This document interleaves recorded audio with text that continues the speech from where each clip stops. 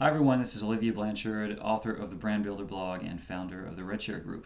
And I've been asked to talk about failure today, probably because failure is something that I'm not particularly bothered with because I kind of understand its place in the process of getting to whatever success or successful outcome it is that you're looking for.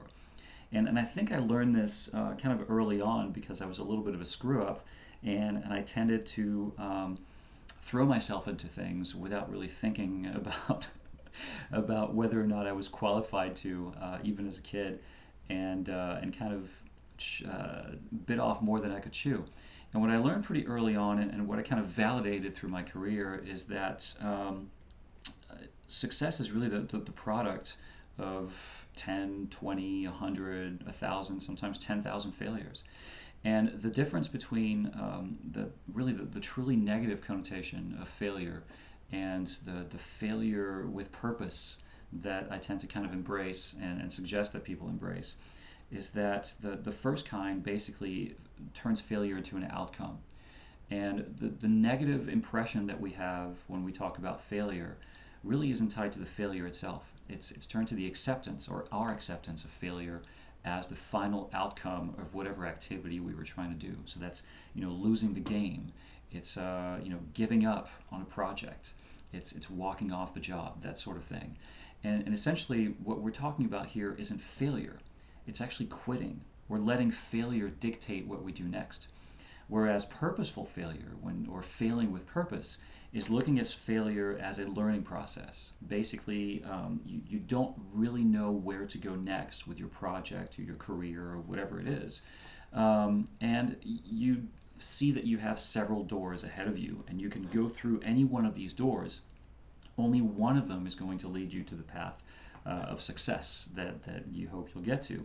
And the other doors lead to failure. Well, what you need to try to do is look at this as you have to open every single door. It's kind of a scientific process almost.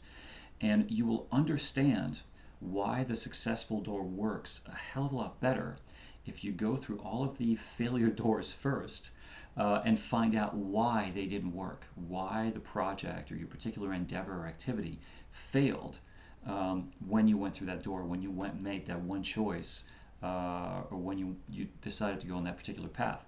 And it's funny because what I've done when I was in product development is even if we found the successful door early on, and we had actually a lot of the failure doors still unlocked that we hadn't walked through them, we still went back and opened those doors and saw how the product could fail or how our project could fail in ways that we hadn't really encountered, because we knew that further down the road it would help our understanding and it would help us get or be more successful faster and avoid nasty surprises later on when these types of failures that we hadn't had a chance to learn from might kind of come back and bite us in the butt.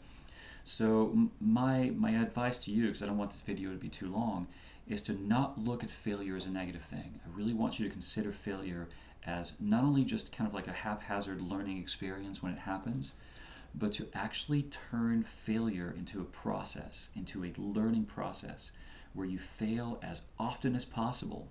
Actually, I think IDEO, right, the company that helped Apple create the computer mouse back in the day, and IDEO still does this sort of ideation process with a lot of companies. I think I kind of coined this. They said something like, fail often to succeed faster, I think. And that's the best attitude to have. You have to learn to fail with purpose. Basically, use failure as a learning lab, and get to those good doors and that next level of learning and that next level of learning and then one after that will get you to that successful outcome faster and more thoroughly. So leave the fear at home, and just go ahead and fail. Fail a lot. Just do it with purpose. That's it. All right. Thank you very much. This is Olivia Blanchard, and I will see you soon.